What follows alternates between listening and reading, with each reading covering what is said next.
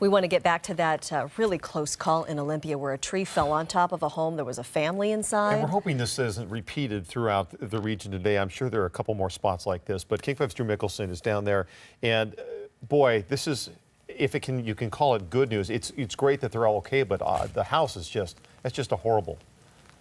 Quite a scare for folks. We've been talking about the power lines that are coming down because of trees and branches. This is one where we've actually had a house go into the tree, and like we've been saying, it's hard to look at this and say that these folks were lucky, but there were 3 kids, all under the age of 4, 2 2-year-olds, girls, and a 4-year-old boy watching TV while mom and dad were trying to clear the driveway so they could get out of the house to go to grandma and grandpa's because the power was out and the heat was out. And obviously this is a small place and surrounded in 14 plus inches of snow, so they wanted to get the kids to a warmer place where maybe they could heat up and be a little safer. And then all of a sudden they heard this crash, and the tree that is here is kind of a 3-pronged tree. It's only a 2-pronged tree now because it's hard to call what fell into this as a branch, but technically I guess that is what it was. And it just came down and would have cut the house in half if it weren't for a little side branch. And as you can probably hear behind us, we've got more trees that are shaking loose of their snow. We're having a freezing rain falling on us right now.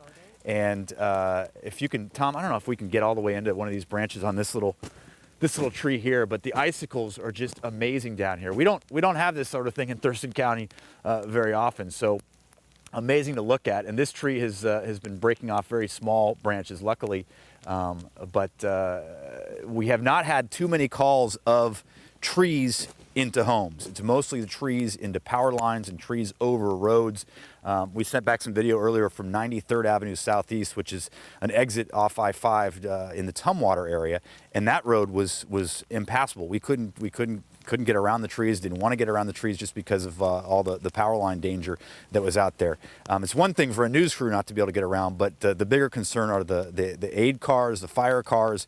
We talked to the folks down in Rochester yesterday, and they were predicting these kinds of problems with 14 plus inches of snow and now this freezing rain falling on top of it. We already showed you some pictures earlier of that carport in West Olympia that came down. Luckily didn't hurt anybody, but crushed 5 cars. Again, luckily this case, no one was hurt, but the house is a total mess.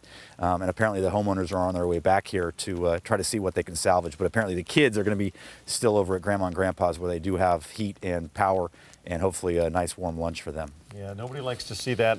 Hopefully you won't encounter that anywhere else you go today. That's unfortunate. Drew, thank you very much.